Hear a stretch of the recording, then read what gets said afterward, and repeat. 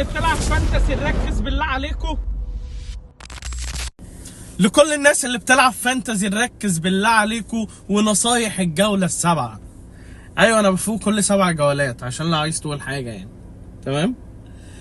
بص يا معلم، هنصحك كام نصيحة كده على السكة وعلى الدغري عشان لو بتعمل وايلد كارد او مش بتعمل وايلد كارد.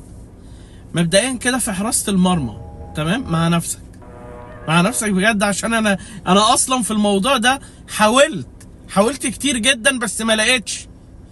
يعني جبت الواد هند صبري مفيش فايده، ونانا مفيش فايده. اخر واحد اللي استقريت عليه هو سانشيز، والصراحه يعني هو اختيار يعني برضو مش مضمون قوي، بس هم بيقابلوا فريق يعني ممكن يعملوا قدامه حاجه، هيقابلوا نوتنجهام فممكن يعملوا كلين شيت. فانا انصحك برضو سانشيز، يعني من الناس الكويسه جدا. تمام.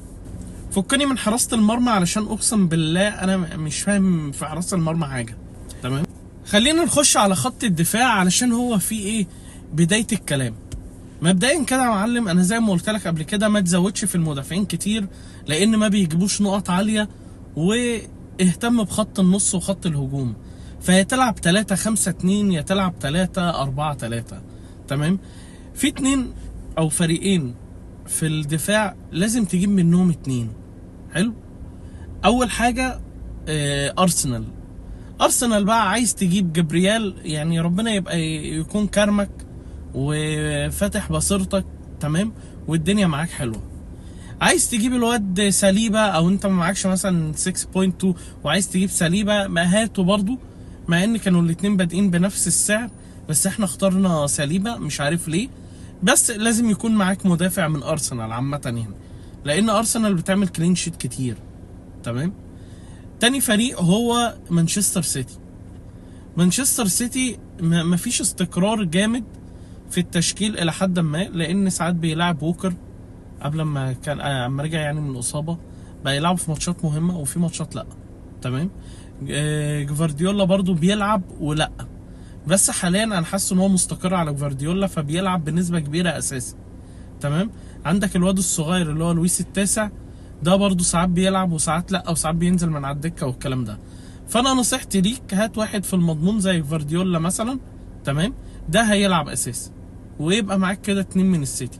ليه برضو السيتي؟ لانه فريق قوي جدا، بيعمل كلين شيت كتير جدا، وفريق يعني ثابت مستواه. جفارديولا حتى لو ما عملوش كلين شيت بيقدر يزيد وبيجيب جون زي الماتش اللي فات، وهو صراحه كويس. حتى في ماتش ارسنال الصراحه يعني شاط كذا كوره وعمل كذا كوره، كنت انا مستني ان هو يجيب جون التعادل اصلا بس ما جابوش، مع انه حاول كتير بامانه ربنا يعني قبل ما الجون التاني بتاعهم يجي. طيب ربنا كرمك بقى خالص، معاك فلوس انت بزياده في البنك، الدنيا معاك حلوه، ممكن تجيب برضو مدافع من ليفربول. بمعنى انت ممكن تجيب ارنولد، بس هو سعره عالي، بس هو الصراحه بيقدر يجيب نقط وبيعمل اسيستات وجوان. طيب مش معاك فلوس فممكن تجيب برضو منهم ايه، واد زي كوناتي ب 5.1 تقريبا دلوقتي، فسعره كويس الصراحه وبيعمل كلين شيت معاهم وساعات بيجيب اجوان او بيعمل اسيستات، بس ده مش زي ارنولد او روبرتسون والناس دي كلها، بس الناس دي سعرها اعلى بكتير. فانت لو انت حابب تجيب حد برضه من ليفربول، بس انا نصيحتي يعني هم ال3 فرق دول اختار منهم 2، لازم يكون معاك 2 مدافعين من ال3 فرق دول عامه. وانا برشح دايما جبريال وجفارديولا، دول اكتر 2 انا برشحهم الصراحه في ال3. طيب مين تاني بقى علشان الميزانيه ما تخربش خالص؟ في عندك مثلا حد مثلا من توتنهام زي فان ديفين، عندك مثلا من مانشستر يونايتد، مع اني ما برشحش والله، مع ان الواد مزراوي الصراحه حلو وبيحاول يعمل اسيستات وبيضيف الصراحه كتير، بس برضه مزراوي سعره كويس 4.7 اعتقد. ف يعني هتجيب واحد تالت من الفئه دي علشان تقدر تظبط ما بين الدفاع بتاعك ال3 المدافعين. طيب انت معاك مين يا عم عبد الله عشان ما نجيبهوش؟ انا معايا جفارديولا ومعايا سليبه ومعايا مزراوي، علشان لو انت عايز ايه تغير عني يعني او حاجه، دي حاجه ترجع لك طبعا. خط النص ده فيه الشغل كله، فيه الهرس كله من الاخر يعني. انا هقول لك 8 لعيبه في خط النص لازم يبقى معاك منهم اقل حاجه 4. لو انت عايز 5 تمام، بس انت لازم يكون معاك منهم 4 لعيبه اقل حاجه. اول واحد هو صلاح. تمام. انا مش هتكلم عن صلاح كتير، هو صلاح لعيب كبير جدا، بس عايز اقول نقطة مهمة جدا في صلاح. وانا شايف بامانة المدرب الجديد اللي هو سلوت مش مدي لصلاح او مش مخلي الفريق يخدم على صلاح زي ما قبل ما يجي. بمعنى صلاح كان نجم الفريق الاوحد حرفيا يعني، اكتر فريق اكتر لاعب بيسجل واكتر لاعب بيعمل اسيستات والكلام ده كله. دلوقتي انت عندك فيه اوبشنز كتير، عندك دياز مثلا خارب الدنيا. تمام. عندك جوتا، بس انا ما برشحش جوتا الصراحه، انا برشح دياز، وسعره فارق كبير كتير جدا عن صلاح ب 8 مليون. بس ما زلت برشح صلاح كاكتر واحد في الفريق حتى الان بيجيب نقط. تمام. بس لو بصيت على الفرق ما بينه وما بين دياز هتلاقي مش كتير قوي. فانا انصحك اختار واحد من الاتنين دول، يا صلاح يا دياز. تمام. انا معايا صلاح حلو، بس جبت كمان دياز الصراحه، فبقيت معايا الاتنين دول، لان انا بفكر ابيع صلاح واجيب مكان صلاح ساكا وبالمر، هيبقوا نقله الصراحه في الفريق جامده جدا يعني.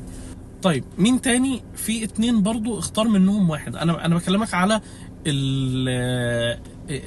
يعني انا بكلمك عن انك ما تخربش الدنيا في الميزانيه عشان تعرف تقفل فريقك يعني من الاخر. المهم في اتنين تختار منهم واحد، عندك ساكا وعندك بالمر. تمام. اختار منهم واحد، الاتنين الصراحه كويسين جدا والاتنين فايقين جدا، بس انا برشح بالمر. ليه بالمر؟ ساكا هو مستمر، يعني ساكا هو لا بيعلى قوي ولا بيوطى قوي، يعني ساكا بيجيب لك اقل حاجه ممكن يجيب لك كل ماتش اسيست. تمام. تستفيد منه ايه 5-6 نقط ساكا. اما بالمر بالعكس خالص، بالمر ممكن يجيب في ماتش جونين 3، وممكن ماتش تاني ما يجيبش خالص. تمام. فانت لو بتدور على الاستقرار خد ساكا. ساكا بيجيب جون يجيب اسيست، فساكا يوم ما الدنيا بتعلى معاه خالص بيجيب ايه جون واسيست. اما بالمر لا، انت شفت الماتش اللي فات 4 تجوان، وهو عنده شغف في الحته دي عاليه جدا، والفريق بيخدم عليه بشكل مش طبيعي بامانه. فهو نجم تشيلسي وانت عارف الكلام ده، وبيشوط ضربات جزاء وبيعمل كل حاجه في الدنيا. فانا شايف لو بالمر، لو السعر قريب من يعني هما قريبين جدا من بعض، بس بالمر هيفرق معاك قوي عن ساكا. ساكا برضو ممتاز جدا، وقلت لك انه مستواه ثابت اللي هو. طيب الاتنين اللي بعدهم برضو اختار منهم واحد، هو كابتن ماديسون بتاع توتنهام وكابتن امبومو. يا حلوه يا بطه نبي حرصك يا اختيار.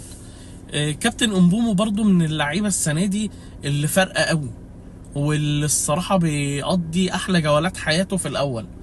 فامبومو حلو جدا وتقدر انك تجيبه برضو، وانا برشحه عن ماديسون. ماديسون كويس جدا بس فريقه مش مساعده المساعده الكبيره، يعني مش مساعده ان هو يخربوا الدنيا. ما تحطش مانشستر يونايتد ان هي مقياس. تمام. علشان كسبوا مانشستر والكلام ده، لا هو مش ده المقياس بتاع توتنهام عامه. فانا شايف ان اكتر افاده امبومو الفتره دي اكتر منه افاده. فشوف برضو انت تقدر تجيب مين منهم، وانا برشح امبومو منهم. اخر اتنين معايا واسعارهم قليله بخمسات، 5 وحاجه، 5 و2 و5 و8. روجرز بتاع استون فيلا، والمكنه طلعت قماش الحمد لله. بقاله جولتين جاب اسيستين، والجوله اللي فاتت جاب جون. فالدنيا الصراحه ماشيه معاه، وبداوا تقريبا يشوفوا ان ده لعيب كويس، زي ما كتير قوي قوي قالوا ان لا ده لعيب جامد جدا. هو فعلا لعيب جامد جدا، بس انا ما كنتش بشوف له اي نقط، وكنت هتشل من النقطه دي. فالحمد لله بدا يرجع، واتمنى الاستمراريه، يعني على الاقل يعمل لي اسيست. تمام. تاني واحد هو كابتن سميث رو نجم فولهام، ولعيب جامد جدا، وهو نجم فولهام اصلا. فالاتنين على فكره جامدين قوي، يعني انت لو تقدر تجيب الاتنين هاتهم، انا الاتنين معايا الصراحه. فالاتنين جامدين قوي بامانه ربنا. بس لو هتجيب واحد بس، انا برشح روجرز بتاع استون فيلا، لان الواد فشيخ والله. حتى سميث رو جامد. بص هي هترجع للميزانيه اللي معاك، فشوف تقدر تجيب مين فيهم. تمام. طيب انا هرشح مين في خط النص؟ انا برشح ساكا، برشح بالمر، برشح دياز، برشح روجرز، واخر واحد فيهم برشحه هو سميث رو. فالخمسه دول انا بالنسبه لي جامدين جدا بامانه يعني. تمام. انت لو معاك صلاح او معاك حاجه تانية انت شوف تشكيلتك. انا حاليا مش بلعب طبعا بالخمسه دول، انا بلعب بقى بصلاح ودياز وسميث رو وروجرز، فبلعب بالاربعه دول وبلعب بثلاثه في الهجوم. وده برضو عشان لو حابب تجيب ايه لعيبه غير اللي انا جايبها وكده يعني. 5 مهاجمين هتختار منهم 3 أو 2 على حسب ما انت هتشوف، او على حسب تشكيلتك وعلى حسب الميزانيه بتاعتك. اول واحد هو معاك اجباري هو هالاند، ولو ما جبتوش روح هاته، هو سعره عمال اصلا بيزيد جامد وانت شايف هالاند حتى لو ما سجلش عادي يعني مش هيأثر عليك جامد، لان هو مع 3/4 اللعبه اساسا. فانت هالاند اصلا لازم يكون من الاختيارات اللي موجوده معاك. طيب تاني واحد برشحه لخط الهجوم هو واتكنز لعيب عالمي بامانه، ولعيب بيثبت دايما ان هو جامد، رغم ان في اول الموسم ما كانتش ماشيه معاه قوي، بس دلوقتي هو من افضل المهاجمين او من افضل 3 مهاجمين انا شايفهم في الدوري بامانه ربنا يعني. فواتكنز جامد جدا لو تقدر تجيبه، هو سعره عالي شويه، هو ب9 مليون فهو سعره عالي الصراحه شويه. لو تقدر تجيبه تمام، ما تقدرش تجيبه عادي ممكن تشوف البدائل اللي هقولك عليها. عندك كمان الواد مايكل جاكسون ب 7.7 ماشي حلو قوي الفتره اللي فاتت دي، وتشيلسي بتفوق، وتشيلسي لما بتفوق بتجيب اجوان كتير. تمام.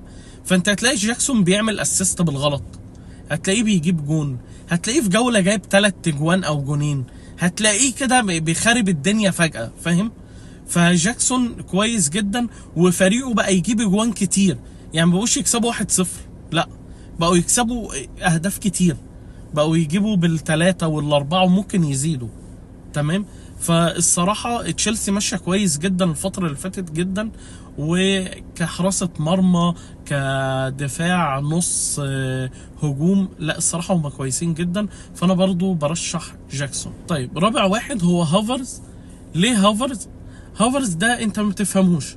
تمام. هو عامل زي الفيزياء كده، هي مش مفهومه بس يقول لك الفيزياء بتغير حياتي، فهي عامل زي الفيزياء. هو تلاقيه جايب جون مش طبيعي، جون فشيخ التنين، بيكسب فريقه حاجه مش طبيعيه، وما تفهمش هو لاعب كويس ولا لاعب وحش، ما انتش قادر تفهم، انت فاهم؟ بس هو ارتيتا بيعتمد عليه ان هو مهاجم الفريق الاول.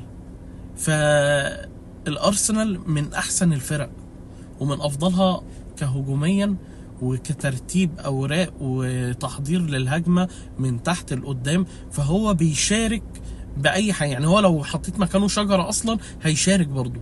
بالعكس هو هافرز ليه لقطات كده بتبقى انت مش متوقعها، اللي هو جاب الجون ده ازاي. وعلى العكس في اجوان اللي هو بيبقى هو الجون وتلاقيه شايطها في ايد الجون، شايطها بره خالص، ما تفهملوش مله، انت فاهم؟ ما تفهمش هو عامل ازاي. بس هو الصراحه كانه بيلعب في ارسنال وانه المهاجم الاول، فده بيخليك انك برضو تبقى حاطه قدام عينيك وعايز تجيبه. فهو الصراحه برضو كويس او اختيار كويس بناء على الفريق بتاعه. طيب ما معكش فلوس وعايز تجيب لاعب او مهاجم سعره رخيص، ممكن تجيب وود بتاع نوتنجهام، صراحه عنده استمراريه برضو كويسه. فريقه مش افشخ حاجه في الدنيا، مع ان نوتنجهام السنه دي كويسه، هي في منتصف الدوري فوق مانشستر يونايتد، بس يعني هو كويس جدا الصراحه، وود كويس وماشي بشكل كويس بامانه، وبحس الفريق بيخدم عليه برضه لانه هو النجم بتاعهم، والواد بامانه كويس قوي، فسعره كويس لو عايز تجيبه او عايز تغامر بيه، هو الصراحه من الاختيارات الكويسه جدا. طيب مين اللي معاه عبد الله؟ اللي معاه عبد الله 3، انا معايا هالاند، معايا جاكسون، ومعايا هافرز، فانا بلعب 3-4-3. طيب لو في اختيار الوايلد كارد وجهة نظري ان انت تلعب ب2 بس مهاجمين اللي هو هالاند وجاكسون، وفي خط النص تلعب بساكا وبالمر وسميث رو ودياز وروجرز، اما في الدفاع تلعب بجفارديولا وجابرييل، وتلعب بمزاراوي مثلا او فان ديفين على حسب ما انت شايف الاختيار الثالث بتاع المدافعين. وفي حراسة المرمى بختار سانشيز لان عنده ماتشات كويسة، او الماتش الجاي ده بالتحديد كويس جدا، فدي كانت اختياراتي. بترشح مين ككابتن؟ الصراحة شايف هالاند ماتشه هيقابله فولهام، ماتش سهل جدا وماتش على ارضهم، وما سجلش الماتش اللي فات، فيبقى عنده ان هو لا انا لازم ارجع، انا لازم اجيب 3-4 تجوان اعوض، فاهمني؟ فانا شايف الكابتنه المضمونه هالاند، الكابتنه الريسك مثلا صلاح وساكا.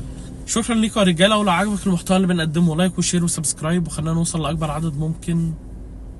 سلام.